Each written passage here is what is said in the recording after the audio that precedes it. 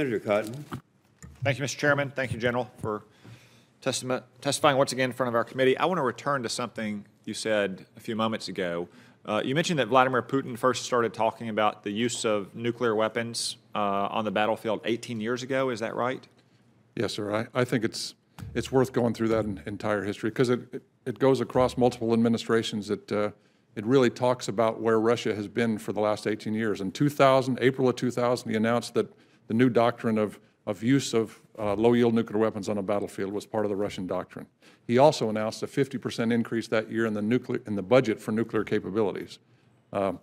6 years later, he announced that Russia was going to modernize their entire nuclear arsenal and build new weapons, and they're going to be 70% done by 2020.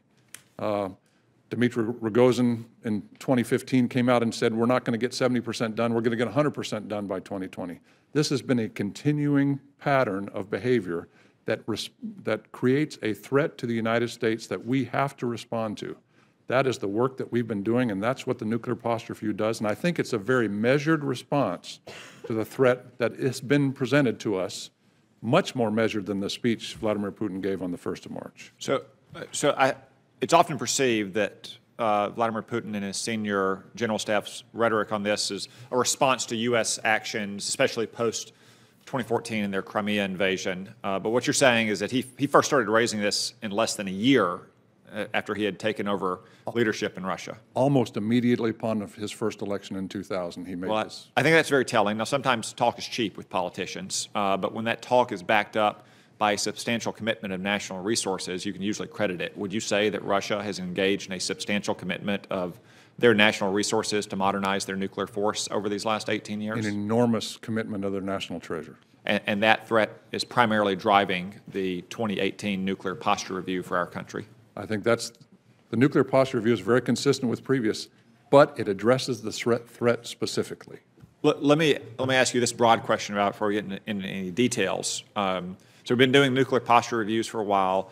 We've been a nuclear power for 73 years. Is there a single operating concept or capability in the 2018 nuclear posture review that is truly innovative or not reflective of 73 years of tradition in this country? It's all consistent with what we've been looking at from nuclear capabilities really since the beginning of the nuclear age in August of 1945. Okay, so let's now be specific on a few points.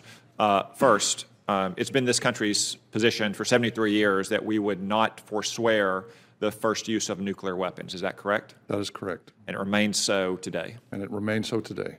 Second, we've talked some about the low-yield submarine-launched warhead. While that specific capability may not have existed to this point on a submarine, as you've testified before, we've had lots of other low-yield weapons, and we continue to have low-yield air-launched or bomb warheads, correct? And we used to have low-yield submarine-launched weapons, too. As I think Senator Inhofe talked about, we didn't maintain those going into the previous Nuclear Posture Review, and so in 2010... Well, is that low-yield submarine-launched, or is that sea-launched cruise missiles? It was low-yield submarine-launched at that time. But we've also had sea-launched cruise missiles before. We've had sea-launched cruise missiles before. None of those capabilities are new. They're reintroducing previous capabilities that we felt were needed to deter our adversaries, and we believe we need to deter those adversaries again.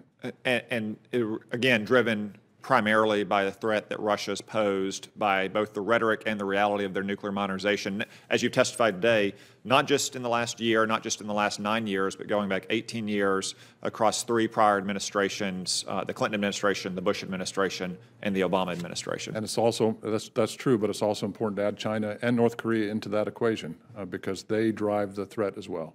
I think that's an important point. Almost all strategic discussions, certainly strategic arms control negotiations, revolve around the bilateral threat between the United States and Russia. China is rapidly modernizing its nuclear forces. Much of that happens in a very clandestine fashion. So it's hard to say just how dire that threat has become. Certainly when you add Russia and China together, we do face the potential threat of nuclear overmatch in the future. And I have to say, we don't have a good history of estimating nuclear weapons programs. We usually, in the last 73 years, have gotten it wrong when you look at countries like the Soviet Union, like China, like India, like Pakistan, and erred on the side of caution, saying that it would take them longer to develop those threats. So I think it's very important what you're doing at Strategic Command what the entire administration has done with this new nuclear posture review to counteract those threats that we face and to keep this country safe from ever having to face a nuclear war. And the best way to do that is to have nuclear overmatch against all of our adversaries. Thank you. Thank you, sir.